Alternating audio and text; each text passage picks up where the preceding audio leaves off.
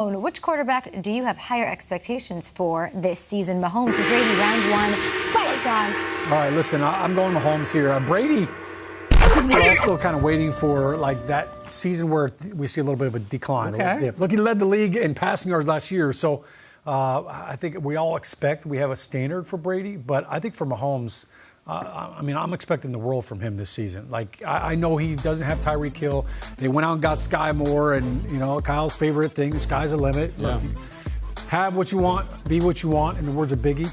But I think for Mahomes, absolutely, everybody's expecting him. You're talking about primetime games. I would love to know what the over-under is on how many 1 p.m. games the Chiefs are going to have next season. That's how much the NFL is expecting from this young man, and I think they've got the pieces around him. They're continuing to build offensive linemen in front of him and give him different weapons on the outside. So I think Mahomes definitely biggest expectations. Mahomes will be fantastic. He always is. But I'm going to go Brady, and this is just a different type of year at Brady. It's sort of a walk-off year, like a pseudo walk-off, and then there's this whole new dynamic that Peter was talking about earlier. Like, how many times is he going to be on Fox? How many times is he going to be on Fox in the prime sweet window where they're sitting there talking about their pseudo coworker adjacent?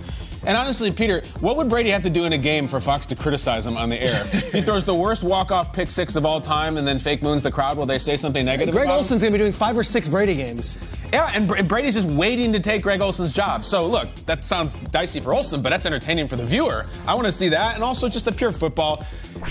You're waiting for Brady to have the fall-off year. Brady's waiting for people like you and everybody else to say they're waiting for Brady to have the fall-off year. And we've been waiting for the fall-off year for since 2013, I think.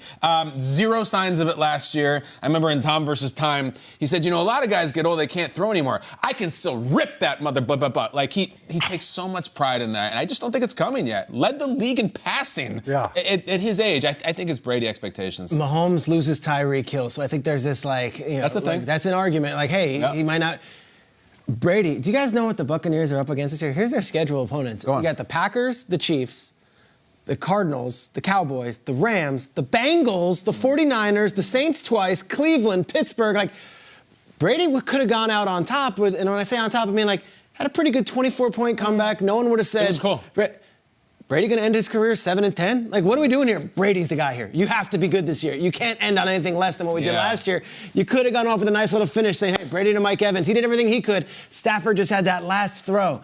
I don't doubt Brady's ready to go, but I look at this schedule. It is a gauntlet, and that doesn't even include a trip to Germany right in the middle of it. Let's see. Watered down NFC. No Tyreek for Mahomes. Does that play into it at all? I think it does. Something just occurred to me. Like, if it is a Brady 7-10, just, it didn't work out that well on the record, would that actually make him come back another year just because he's so obsessed with finishing this thing properly? And if it's an ugly, wonky season, we're like, no, one more year, I got to do this thing right. I think it might. I think he's that obsessed. I think it's how. How does the 7-10 happen? Like, if Brady's shredding up the league and all of a sudden the defense is not holding up. This is going to show up in some. They're playing the best of the best. So, look. This is going to show up in some Brady documentary. Us on schedule release day talking, Brady could go 7-10. I'll look right in the camera. Tom Brady could go 7-10. It's going to be clipped. Do you think there's a plan for him, or do you think?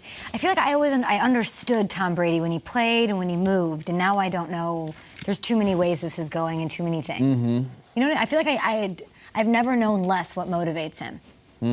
Well, I think money is partly part of it. But it never was, right? It never was. Yeah, but look, for 20 years he's never been hurting for money either. We've digested that. Having something to do is motivating, but I think also you hit on some of the points that he's talked about.